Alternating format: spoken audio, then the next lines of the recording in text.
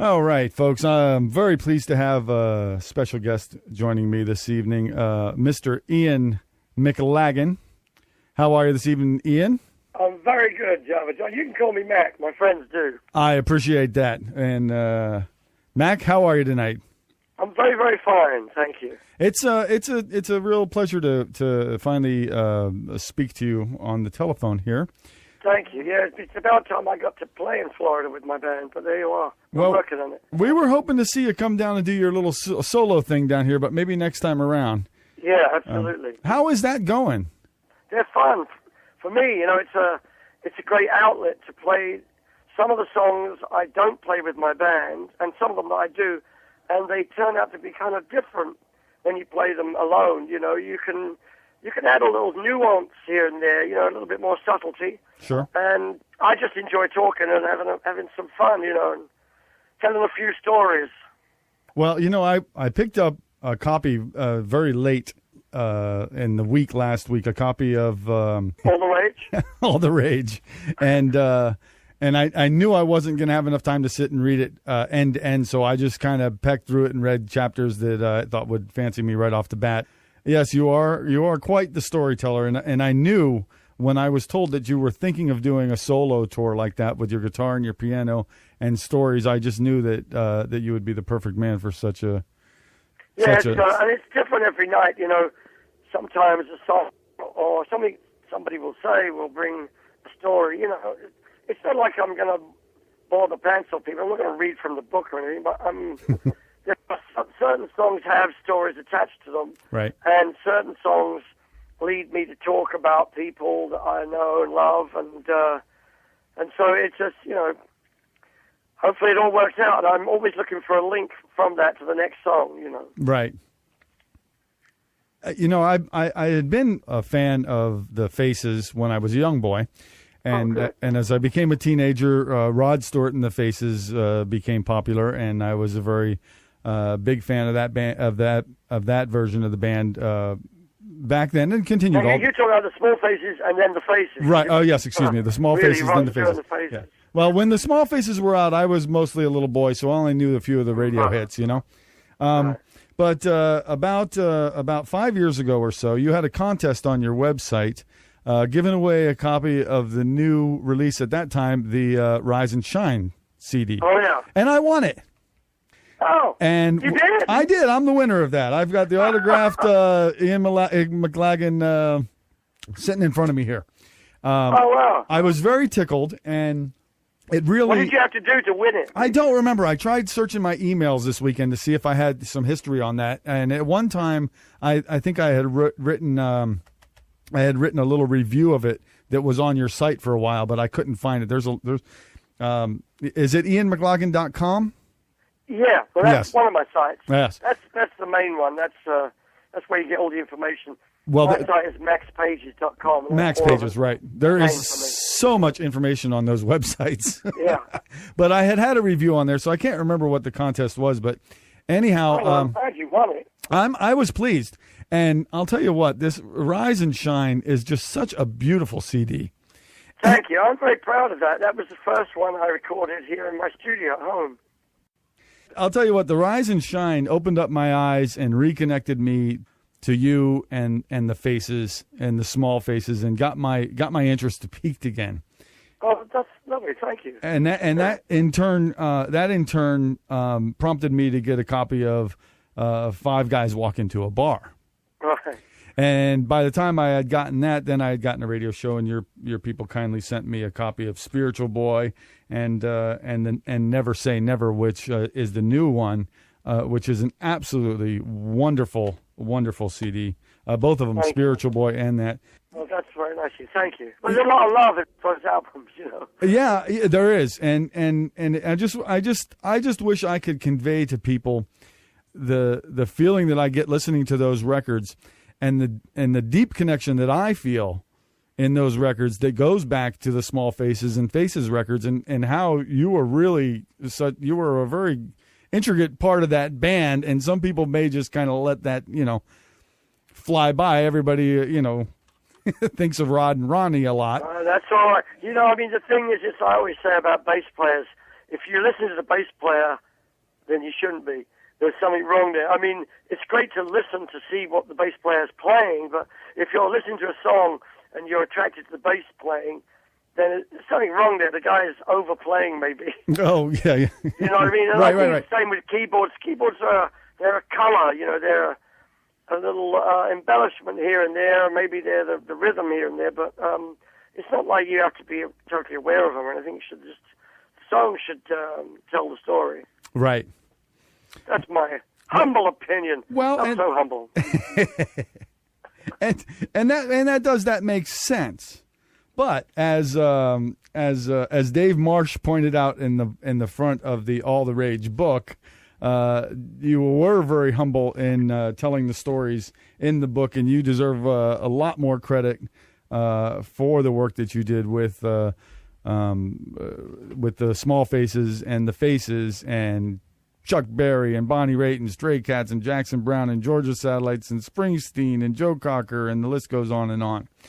It's no accident that you've been called upon to help all these wonderful people, and we appreciate it. Well, I mean, I just can't seem to hold a steady job down. That's what it is. I just recorded with John Mayer in L.A., making his next album. I'm really, really thrilled about that. It was lots of fun. John Mayer? Uh-huh. Oh, the young guy. The young guy, yeah. Okay. Well, who isn't? I wasn't sure you said John Mayall or John Mayer. Oh, no. Have you recorded with John Mayall? No, I never have. Okay. Actually, it's funny. Ronnie Lane played a club in L.A. Once. I went to see him and sat in with him, and I came back down. I played on a couple of songs, and I came back down and sat in my seat, and John Mayall was sitting next to me. And he said, "Oh, it sounded great, Mac." I said, "Oh, really?" He said, "Yeah, I taped it."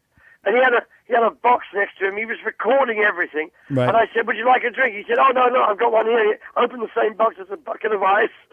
He had his own bottle of vodka. That's my kind of drinker. I've only had the pleasure of seeing John one time, and he was the headliner. And I'll never forget, he was out there in his shorts and his tank top with the roadies setting up the stage, and he stayed after and broke down the stage with them. And I just thought that was the coolest thing in the world. He was right in there with everybody doing his share, and it was beautiful. But John Mayer now, he's a heck of a talent. Yes, he is. He's a very talented young fella. I call him a young fella. He's an old soul, Yeah. He can sing beautiful, he writes, he plays brilliant guitar. I mean, he's just got it all, really. Yes, he does. And you played on a new track or several tracks? No, I played on a bunch of the tracks on his new album, Battle Lines, I think it's called, yeah. Battle Lines, that's not out yet, is it? No, there's one track they're playing here in Austin at the moment. Okay. But no, I don't think it's out yet. I will have to look for that. Yeah. Wonderful. Well, I hope you enjoy it. And I hope I do too. And I can't see how I wouldn't. No, I'm really thrilled with it. It's a wonderful album, and it was really thrilling to watch the way he writes and the way he works. Yeah, he's very fast, and he's a lovely man. Well, I tell you that now you bring up an interesting point. It would be from your vantage point of having been a sideman to so many different artists. You must have seen lots of various different ways the creativity works in the studio, because you always hear that question, well, how do you write the songs? How does it happen for you?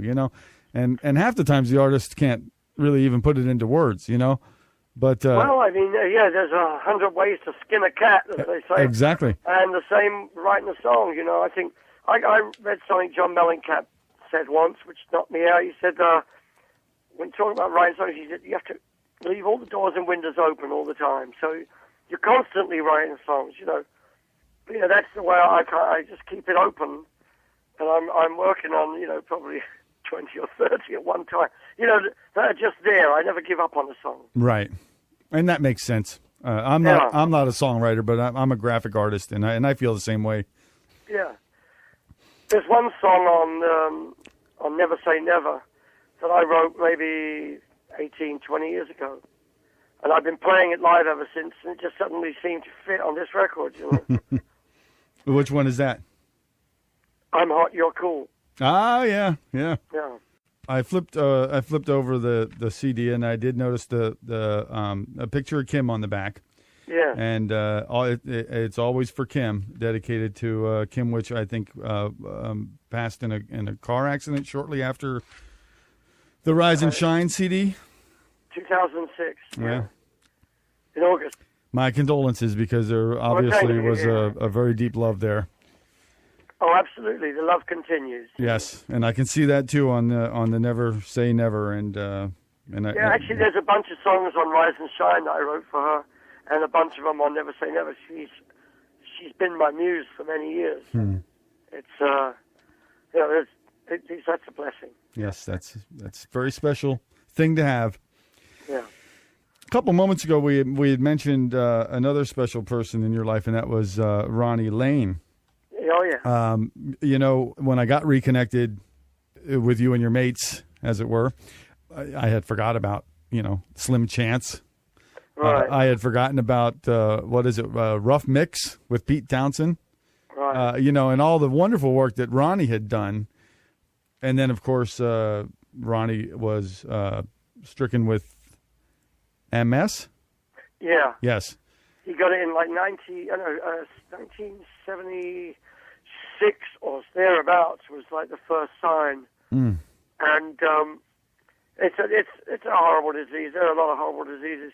And yes. He was a real champ, really. He just never complained, and he always had a sense of humor, right till, just before he died. He was cracking jokes. Making light of his situation.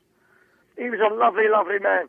The thing is, I love him dearly, but, people don't know his stuff enough, That's why I made Spiritual Boy right. an appreciation of Ronnie Lane, to record some songs, just to throw it out there, so that a bunch of people who would never have heard of him or never heard some of these songs at least get to hear them.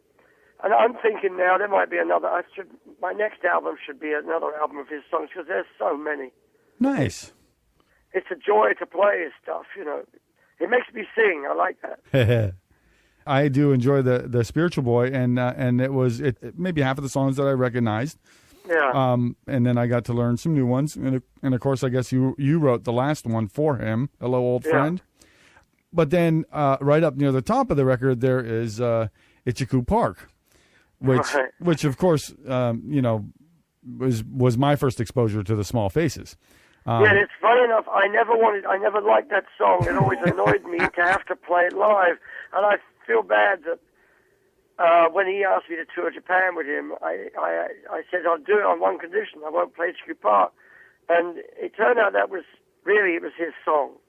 I felt bad, and I was making these tracks, and I woke up one day. I had this clear picture of how Itchycoo Park should be played, and I pictured how Ronnie would have played it for Steve. A little slower, and the words are beautiful, and it's all about education, about England. It's not just about getting high, although that's part of it.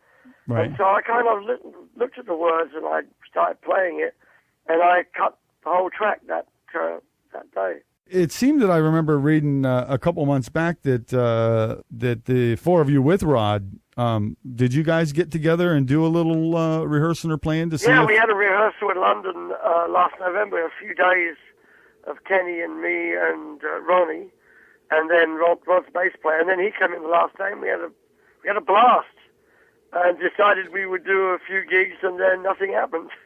I'll tell you what, gets the heart pumping when you read news like that. The year that the Faces broke up was the year that I started going to rock concerts. And I remember going to see the movie a handful of times. I can't remember the title of the movie, but you guys had a film that was out, and we'd go see it at the midnight movies. And it was the one where Keith sat in with the band. Oh, yeah. That's the one they don't pay us for. And they call it the final concert, which it wasn't. Right. It's such a lot of rubbish. They won't pay us, not a penny, bastards. When I see DVDs of that out there, I go, and I think of it, I go, that wasn't what it was called when we went to the movie theaters and seen it. Yeah. Yeah, they're a bunch of thieves, but there you are. That sucks. There's a lot of them about the record business. They say it's worse than the movie business and far worse than baby business and cats business. But anyhow, we'll keep our fingers crossed, and hopefully maybe there will be some Faces, something happening with the Faces someday. Well, we're talking, and we're going to be talking when I'm in London. I'm looking forward to seeing the guys, and I spoke to Ronnie briefly this morning, and we're all gung-ho and can't wait to get together. Good. I was looking. I was reading in the book, and I had seen somewhere online something about the Kilborn concert, and I'm guessing that was an early version of the New Barbarians. The Dearborn? Kilborn. Oh, Kilburn. Yes. Yeah. It's on YouTube, I think, in places. Kilburn State, yeah. And in the book you mentioned again, what a shame that wasn't recorded for posterity and released. It was filmed and recorded. It's just that it hasn't come out. And actually, somebody sent me a clip of "I Can Feel the Fire" on my Facebook page the other day. It's all out there. It wasn't Barbarians. It was the team that cut Ronnie's second album. Now Look. Right. Which is actually basically we're the same team as the first album, but it's Willie Weeks on bass, Andy Newmark on drums, Keith Richard, Ronnie Wood, and myself, and Rod saying, "I Can Feel the Fire." Right. But actually, Paul saying at one point, George Harrison saying at one point as well. I was listening to that last night for the first time in years. I've got my own album to do. Yeah. Two good albums you made there. That was a good album. Yes, there was a bunch of good ones. Yes. In that section of the book, when you were talking about working with Ronnie and all of those folks, there was a mention of Mick and Ronnie Wood writing "It's Only Rock and Roll." Yeah. And you guys, I guess you guys went in and laid down the basic track for that. No, actually, I'm not on that. But Kenny Jones played drums on okay. That. That's not Charlie. That's Kenny on that. And Keith overdubbed and erased Ronnie's guitars and put his own on there. But the track is real good, and Kenny plays great on that. It's very unusual that the part he plays. It's like a skip beat. Well, so that section of the book, All the Rage, starts going into when you started working with the Stones. Right. And I could just feel the excitement jumping off the page, being a Stones fan as well. Yeah, absolutely, yeah. It was wonderful working with them guys. So you got the call to come to work on the Some Girls album, is that what it was? Yeah. Yeah, to come to Paris and work? I played on 2 or 3 tracks. One of them was Miss You, which got used. I played on an early version of Start Me Up, which didn't get used, and played on Just My Imagination and a few others. It was just a weekend in Paris, and I just turned up, played, and then got the hell out of there. And then Keith called me up and asked if I would tour with them. That was 1978, the following year, and I happily did. So you did three tours with them? I'm sorry, you cut out. Okay, I say you did 3 tours with the Rolling Stones? No, I did 2, 1978 and 1981. 81, okay, I saw the 81 tour, and very nice. Very nice. The Tattoo You tour. Yes, right down here in Orlando, Florida. It was a heck of a day. There you go. We had a blast. That was Bill's birthday, wasn't it? I believe it was. It was, I think so. The 5 guys walk into a bar, 4 CD box set, which is absolutely a beautiful collection of Faces material. I'm led to understand that you're largely behind this thing coming together. Well, I chose the tracks, and I put them in order. I picked a lot of photographs. I wrote for it. And mind you, nobody does something like that on their own. I mean, the art department, the music department, Rhino are just so great. Oh, yes. And Bill Inglot, the guy who masters them, does such a wonderful job bringing the juice out of our old tracks, And Patrick Milligan, the whole team are so great there. The art department, they're just fantastic. And they were so keen to listen to my ideas and let me run with it, Nice. And at the time, actually, when it was almost done, I got a call to say that most of them had been fired. Though it's horrible that the company was being downsized. But the lovely thing is they all were working behind the scenes on the project all the way up to the last day. None of them gave up on it because they really enjoyed.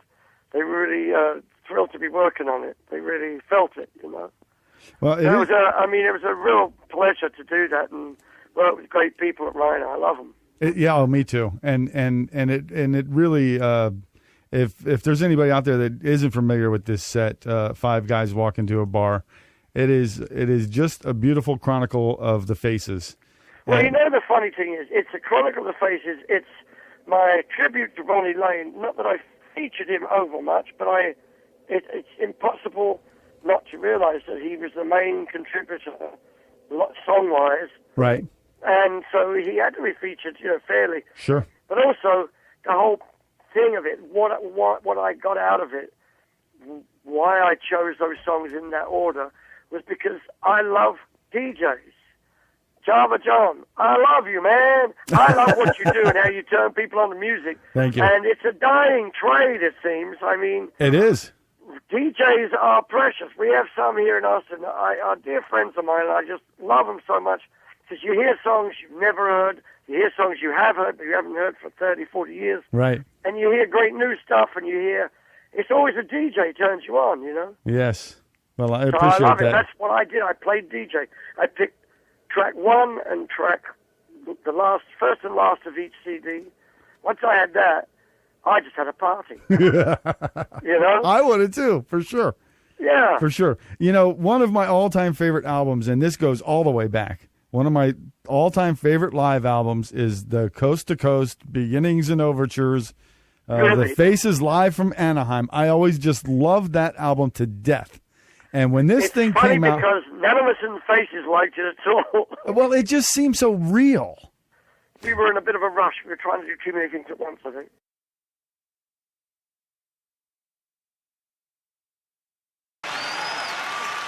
They could go to ianmclagan.com or maxpages.com. MACS pages, yeah. You'll be able to find out the latest on Mac, where he's playing, what he's got released, all kinds of stuff. You can order the All the Rage. And the book. The book That's all from maxpages.com. Right. Oh, and Facebook. I love Facebook, but I'm not allowed to have any more friends. No. Yeah. I think I snuck in there on time. I think maybe. Hopefully. I hope I did. I got like almost 5,000. They won't let me have any more. I haven't even got an even number. Yeah, I don't even understand why they do that. I don't get that. I don't either. I don't get that. But then you have to create a fan page, is what they're saying now. Well, I've got that as well. But, okay. Maybe that's where I'm befriended. I don't know. Ian, Mac, it has been a joy talking to you. I've been looking forward to hopefully doing this for a long time, and here we are. It's been a real pleasure. I appreciate. Why are you called Java John? Well, I used to run a coffee house. Oh, okay. That explains everything. But now, see, I get to play Java John. I get to turn the people onto the music from here, and I don't have to I don't have to clean up their spilt coffee or beer. They can do that themselves at home. Clean up after yourselves, people. Yeah. All right. Well, listen, it's great talking to you. I hope to see you in the future. Yes. Down there in Melbourne. We will stay in touch, and I certainly hope we see you, and I hope we get to chat again, Mac. I'd like that too. Thanks, Java John. God bless you. Thank you, sir. You too. All the best.